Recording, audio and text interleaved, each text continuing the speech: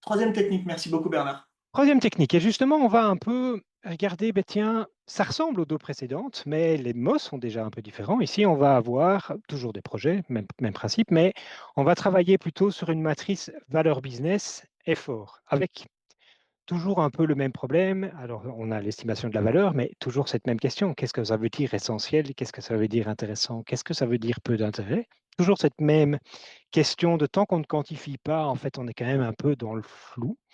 Et puis une estimation de l'effort avec un peu le même principe, c'est quoi un petit effort, c'est quoi un moyen effort, c'est quoi un grand effort.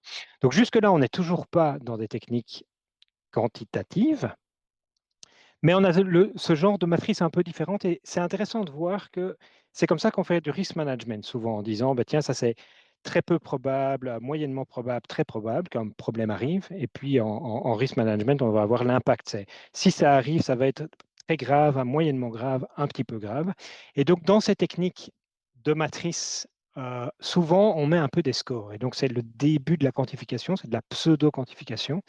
Et donc, dans Claro, on peut associer ici aux valeurs, on peut associer des scores. Donc là, j'ai mis 10, 5 et 1. Et donc, c'est super classique en risk management, même si ce n'est pas une technique de gestion de risque incroyable, mais elle a le mérite d'être un petit peu quantifiée.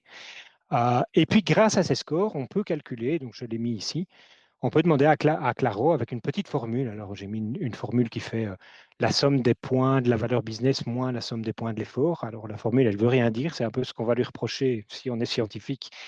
C'est qu'en fait, on ne sait pas vraiment ça correspond à quoi un score de 8, de 5, de 1. En fait, on ne connaît pas trop l'unité de ces scores-là, mais ça quantifie un peu et ça permet dans Claro d'avoir une matrice où on va mettre les couleurs par score, c'est-à-dire on a ce qui est en vert qui apparaît et qui a des scores un peu hauts. Donc je peux afficher le score sur les cartes pour que vous voyez. Voilà, hop.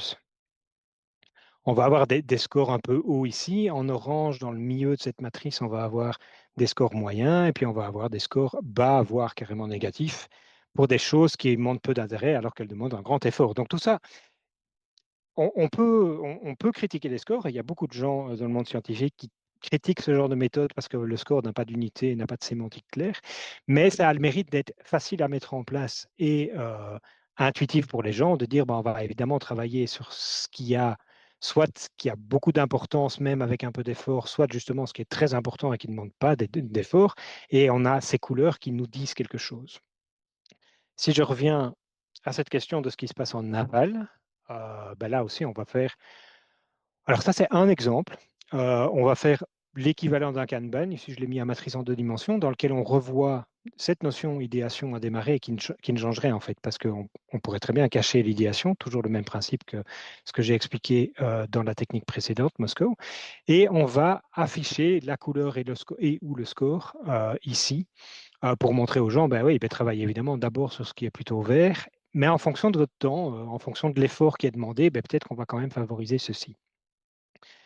Donc en aval, on va, même principe, évidemment, ne montrer que ce qui a des hauts scores. On va exprès cacher les scores négatifs. A priori, c'est cette notion de on n'y travaille pas. Si ça n'a pas d'intérêt, on n'y travaille pas. Donc on les cache à l'opérationnel. On ne les envoie pas en production, j'ai envie de dire. Et on va évidemment demander aux gens de focaliser a priori sur les quick wins qui sont par exemple le petit effort pour une grande valeur représentée par le score.